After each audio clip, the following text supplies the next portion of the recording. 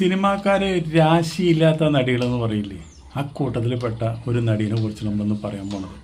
സങ്കടം തോന്നും പറയാനായിട്ട്. നല്ല കഴിവുള്ള ഒരു നടിയാണ്, പക്ഷേ എന്ത് ചെയ്യാം, റോങ് ഡിസിഷൻ എടുത്തിട്ട് സിനിമാ ജീവിതം നശിപ്പിച്ച ഒരു നടീനെ കുറിച്ചാണ് പറയണത്. പളുങ്കിലെ നായിക ആരാണ്? രശ്മി ശർമ്മ. അതും ഫേമസ് ഡയറക്ടർ കൊണ്ടുവന്നതാണ്, ബ്ലസ്സി ആദ്യം ശരിക്കും പറഞ്ഞു കഴിഞ്ഞാൽ ഈ ഒരു ഇൻ്റർവ്യൂവിന് വന്നപ്പോഴാണ് ഇതിനെ കാണുന്നത്. അപ്പോൾ തന്മാത്രയിൽ നായികയായിട്ട് വിളിച്ചു, പക്ഷേ എന്തുകൊണ്ടോ അന്ന് ശരിയായില്ല. എന്നിട്ടാണ് അവനെ പളുങ്കിലെ നായികയായത്. അത് മമ്മൂട്ടിയുടെ ഭാര്യയായിട്ട് അഭിനയിച്ച സൂസമ്മ എന്ന ഒരു അതിഗംഭീര ക്യാരക്ടറാണ് ചെയ്തത്. അതോടുകൂടി ഈ നടി ഗംഭീരമായിട്ട് കയറി പോകുമെന്ന് വിചാരിച്ചു. പക്ഷെ പളുങ്ക് പരാജയമായി. ബ്ലസ്സിയുടെ പടമായിട്ട് പോലും പരാജയമായി. അത് കഴിഞ്ഞിട്ട് നഗരം എന്ന് പറഞ്ഞ പടത്തിൽ അഭിനയിച്ചു, അതും പരാജയമായി. പിന്നെ കുറച്ച് സെക്സി ആയിട്ട് ആയുർരേഖ എന്ന് പറഞ്ഞൊരു പടത്തിൽ അഭിനയിച്ചു, അതിൽ മുകേഷാണ് നായകൻ, അതും പരാജയമായി. പിന്നെ സുരേഷ് ഗോപി ചിത്രം കിച്ചാമണി, ആ പടം രക്ഷപ്പെട്ട പടമാണ്, പക്ഷേ അതിൽ നായികയായിട്ട് രശ്മി ശർമ്മേനെ വെച്ചിട്ടുണ്ടായിരുന്നത്. പക്ഷേ എന്തുകൊണ്ടോ ആ കഥാപാത്രം തെറ്റി പിരിഞ്ഞ് പോയി. നമ്മൾ ലാസ്റ്റ് നവ്യ നായർ ആ കഥാപാത്രം ചെയ്തത്. പിന്നെ കേരള പോലീസ് എന്ന് പറഞ്ഞിട്ടൊരു പടം ചെയ്തു, അത് തകർന്ന് തരിപ്പണായി പോയി. അങ്ങനെ നിൽക്കുമ്പോൾ ദിലീപിൻ്റെ നായികയായിട്ട് റോമിയോ എന്ന പടത്തിൽ വിളിച്ചു, പക്ഷേ വേറൊരു പടത്തിൻ്റെ തിരക്കായ കാരണം, അതുപോലെ തന്നെ രാശിയില്ലാത്ത നടിയാണെന്ന് പറഞ്ഞിട്ട് ദിലീപിൻ്റെ പടം നഷ്ടപ്പെട്ടു. പിന്നെ ചിത്രശലഭങ്ങളിലെ വീട്, അതും പരാജയം തന്നെ. പിന്നെ ഭൂമി മലയാളം എന്ന് പറഞ്ഞൊരു പടത്തിൽ അഭിനയിച്ചു, അതും പരാജയം.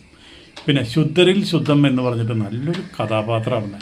ആ കഥാപാത്രത്തിൽ അഭിനയിച്ച് ഇന്ദ്രൻസണ് അതിൽ നായകൻ. അതിൽ അഭിനയിച്ചു കൊണ്ടിരിക്കുന്ന സമയത്ത് വ്യക്തിപരമായുള്ളൊരു പ്രശ്നം വന്നതോട് കൂടിയിട്ട് തുടർന്ന് അഭിനയിക്കാൻ പറ്റിയില്ല. അപ്പോൾ സീരിയലിലെ പോലെ തന്നെ ആ കഥാപാത്രത്തിനെ കൊന്നു, ആ കഥാപാത്രം മാറി. അപ്പോൾ അങ്ങനെയും ഒരു ഇത് വന്നു. അങ്ങനെ നിൽക്കുന്ന സമയത്താണ് ശരിക്കും പറഞ്ഞാൽ ഷാജി കൈലാസിൻ്റെ ദ്രോണ എന്ന് പറഞ്ഞൊരു പടത്തിൽ കിട്ടുന്നത്. അത് കിട്ടിയപ്പോൾ വിചാരിച്ചു രക്ഷപ്പെടുന്നുള്ളൂ, അതും പരാജയം. രണ്ടാമത്തെ മമ്മൂട്ടി പടം പരാജയമായി. അപ്പോൾ മലയാള സിനിമാ ലോകം വിധി എഴുതി, രാശിയില്ലാത്ത നടി, ഇനി ഈ നടീനെ വെച്ച് ഒരു സിനിമയും ചെയ്യേണ്ടെന്ന് വെച്ചു. പിന്നെ മകരമഞ്ഞ് എന്ന് പറഞ്ഞൊരു സിനിമ കിട്ടി, അത് കുറച്ച് സ്വല്പം സെക്സൊക്കെ ഉള്ളൊരു പടമാണ്, പക്ഷെ അതും രക്ഷപ്പെട്ടില്ല, അതും പരാജയം. പിന്നെ കുറേ ഒരു സെക്സും ഒരു തല്ലിപ്പൊളി പടത്തിൽ ചേട്ടൻ്റെ ഇഷ്ടം പോലെ ചെയ്യുമെന്ന് പറഞ്ഞൊരു പടത്തിൽ, അതും പൊളിഞ്ഞു പോയി, അതും ഒരു രക്ഷയില്ല. അതൊക്കെ കഴിഞ്ഞിട്ട് ഈ നടി ശരിക്കും പറഞ്ഞു കഴിഞ്ഞാൽ പിന്നെ ചാൻസ് കിട്ടാണ്ട് ഒരു ബ്രേക്ക് എടുത്തു.